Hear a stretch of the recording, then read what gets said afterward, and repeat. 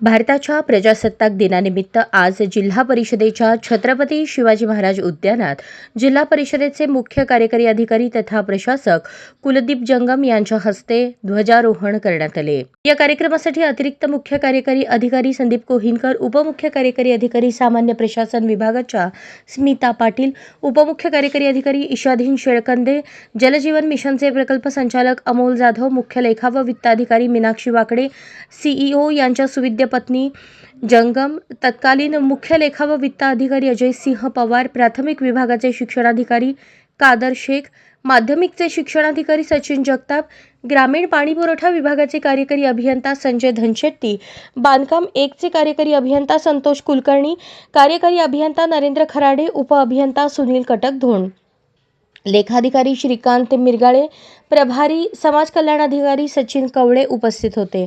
प्रारंभी छत्रपती शिवाजी महाराज यांच्या पुतळ्यास सीईओ कुलदीप जंगम यांच्या हस्ते पुष्पहार घालून अभिवादन करण्यात आले।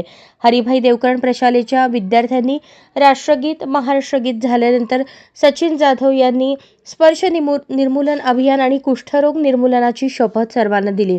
या प्रसंगी सीईओ कुलदीप जंगम आणि विद्यार्थ्यांच्या हस्ते हवेत तिरंगा फुगे सोडण्यात आले। त्यानंतर मुख्य कार्यकारी अधिकारी कुलदीप जंगम यांनी सर्व अधिकारी कर्मचाऱ्यांना प्रजासत्ताक दिनाच्या शुभेच्छा दिल्या। भारतीय संविधान उद्देशिकेच्या स्तंभात सीईओ कुलदीप जंगम यांनी अभिवादन केले। डाएट अंतर्गत गुणवत्ता प्राप्त विद्यार्थ्यांना सीईओ कुलदीप जंगम यांच्या हस्ते सन्मानचिन्ह व प्रशस्तीपत्र वितरित करण्यात आले।